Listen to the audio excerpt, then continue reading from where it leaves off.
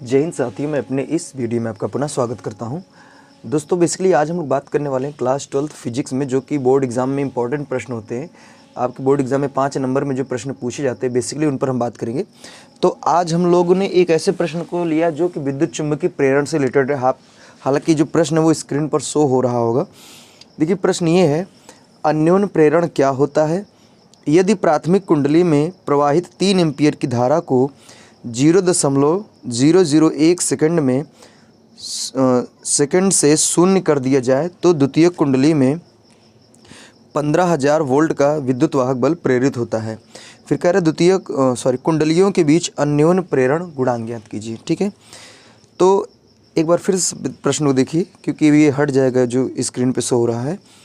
इसमें कह रहा है अन्योन्य प्रेरण क्या है, तो अन्योन्य प्रेरण क्या है इसके बारे में भी हम लोग चर्चा करेंगे। और यहाँ पे एक प्रश्न दिया है, प्रश्न में ये बोला जा रहा है कि यदि प्राथमिक कुंडली में प्रवाहित धारा क्या है, 3 एम्पीयर है, और कह रहा है कि प्रवाहित धारा 3 एम्पीयर की धारा को 0.001 सेकंड से शून्य कर दिया जाए तो द्वितीय कुंडली में 15,000 वोल्ट का विद्युत वाहक बल प्रेरित होता है। तो कह रहे कुंडलियों के बीच अन्योन्य प्रेरण गुणांक ज्ञात कीजिए।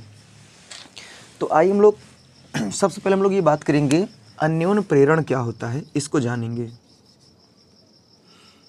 अन्योन्य प्रेरण, ठीक है, अन्योन्य प्रेरण क्या होता है? देखिए अन्योन्य प्रेरण के सिद्धांत पे अगर हम बात करें तो इस सिद्धांत पे ट्रांसफार्मर काम करता है। होता ये है, जैसे सपोज करिए, मान लीजिए कि कोई एक कुंडली है, ठीक, ये क्या है, कोई कुंडली है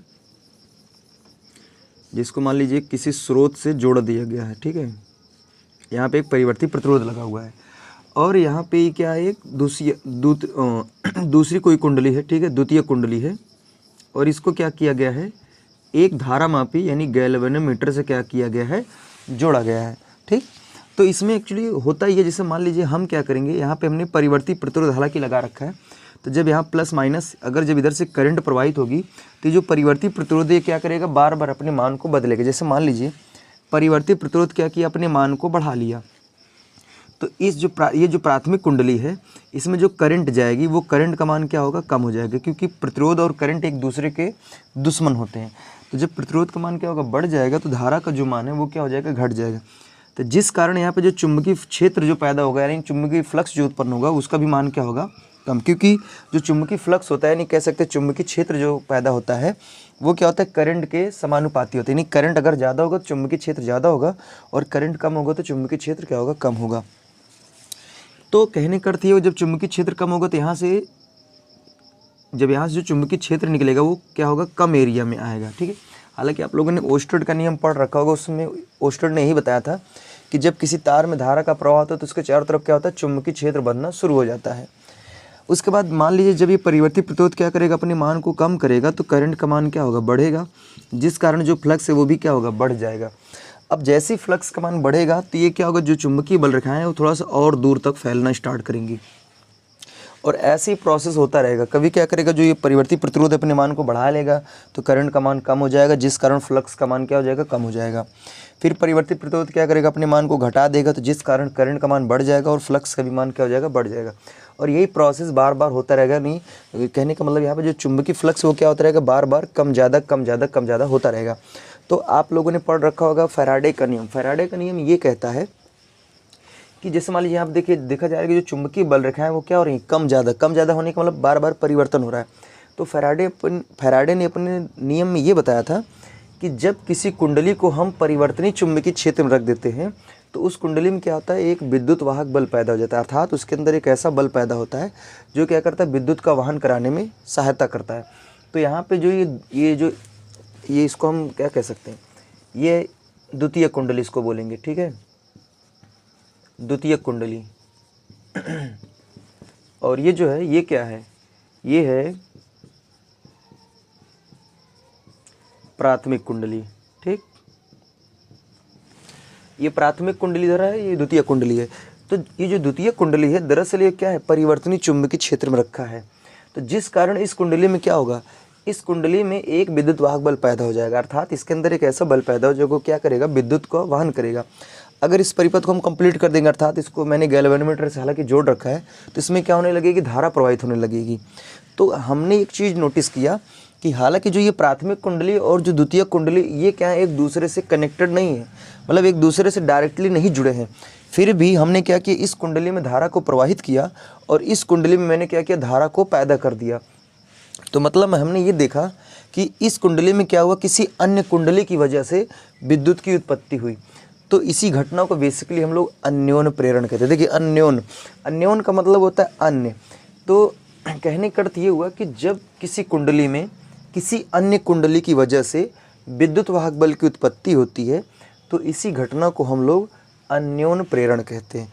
उम्मीद करूंगा अन्योन प्रेरण क्या है समझ में आ गया होगा।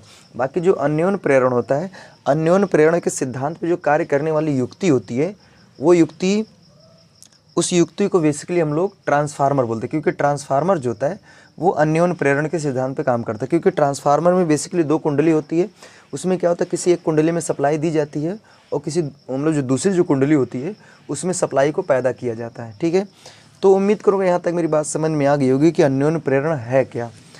अब हम लोग बात करेंगे, यहाँ पे जो सवाल दिया है उस पर हम लोग आइए बात करते हैं। पहले हम इसको हटा देते हैं।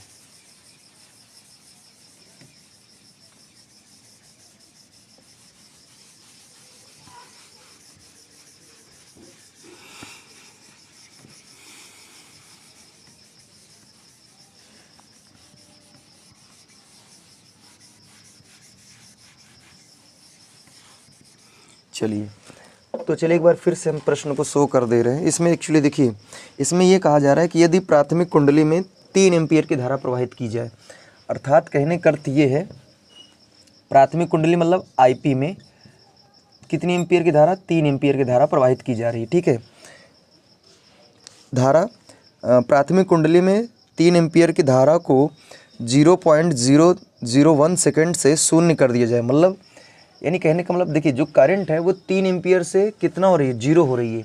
अर्थात अगर हम यहाँ पे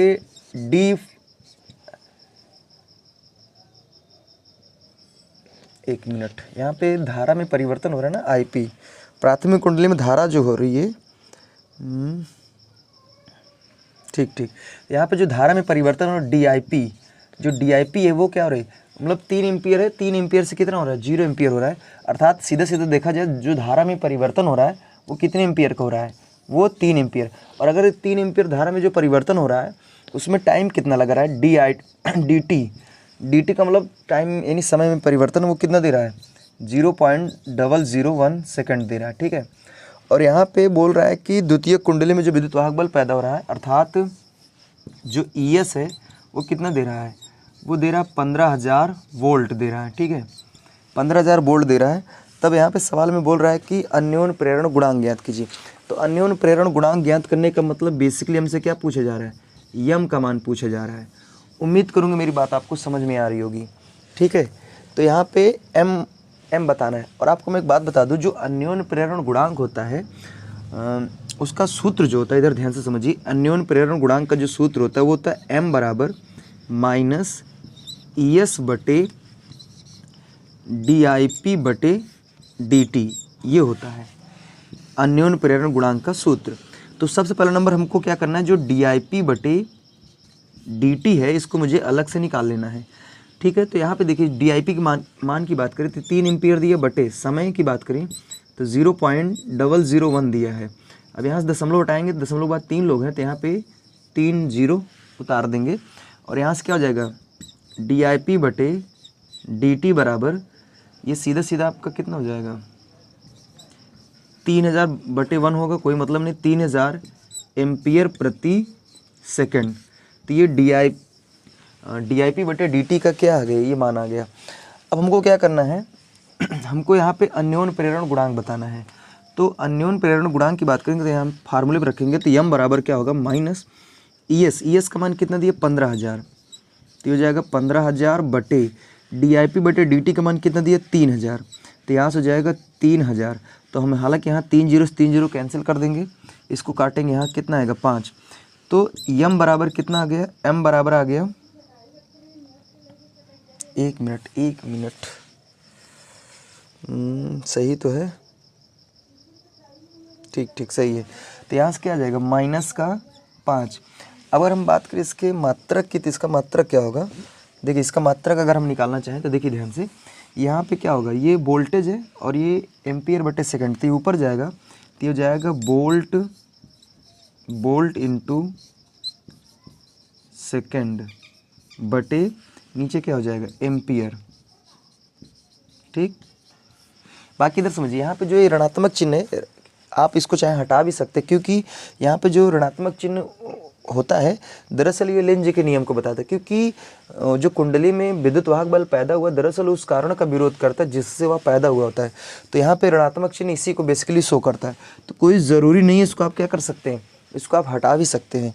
तो यहाँ से जो m का जो मान आएगा वो m बराबर क्या हो जाएगा, 5 वोल्ट इंटू सेकेंड बटे एम्पियर। ठीक है, तो ये इसका क्या हो जाएगा, मान हो जाएगा। तो उम्मीद करूँगा ये प्रश्न आपको समझ में आ गया होगा। हालांकि जो प्रश्न आपने देखा अभी जस्ट, ये 5 नंबर बोर्ड एग्जाम में पूछेगा, क्योंकि इसमें अन्योन्य प्रेरण क्या होता है इसके बारे में भी पूछता है, फिर उसके बाद ये जो सवाल है उसका भी पूछता है। तो यहाँ पे देखिए आपको सवाल कैसे करना है, पहला नंबर जो मान दिए उसको नोट कर लेना है। ठीक है, और यहाँ पे अगर इसको एक काम करिएगा, यहाँ पे धारा में जो परिवर्तन हो रहा है इसको आप इस तरीके से लिख लीजिए, ज़्यादा ठीक रहेगा। 3 से कितना हो रहा है, 0 हो रहा है, तो 0 से 3 एम्पियर, यानी 0 में 3 घटाएंगे तो बेसिकली वही 3 ही एम्पियर आएगा। बाद में हम लोग इसको क्या लिख सकते हैं, 3 एम्पियर। तो यहाँ पे जो DIP जो है वो 3 एम्पियर आएगा, DT का मान ये होगा और ES का मान ये दिया है, ये फार्मूला है। इसी फार्मूले पर रख के हमको क्या करना है, हल करना है। हालांकि DIP बटे DT को आपको अलग से निकाल लेना है, उसके बाद तब यहाँ पे इसको मान रख के हल कर लेना है और आपका फाइनली आंसर आ जाएगा। और यहाँ पे जो ऋणात्मक चिन्ह एक्चुअली यहाँ पे लिख दीजिएगा, अगर जैसे हमारे यहाँ पे माइनस लगा ही है तो यहाँ पे आप लिख सकते हैं कि ऋणात्मक चिन्ह जो है ये लेंज के नियम को बताता है, इसको आप हटा सकते हैं, कोई ज़रूरी नहीं है। तो उम्मीद करूँगा मेरी बात आपको समझ में आ गई होगी। बाकी इसी तरीके से और भी बहुत सारे प्रश्न हैं जो कि आपके बोर्ड एग्जाम से रिलेटेड हैं, जो कि इंपॉर्टेंट है, तो उन प्रश्नों को भी हम लोग डिस्कस करेंगे 1 बाय 1 वीडियो के माध्यम से। अब हमें दीजिए इजाज़त, जय हिंद।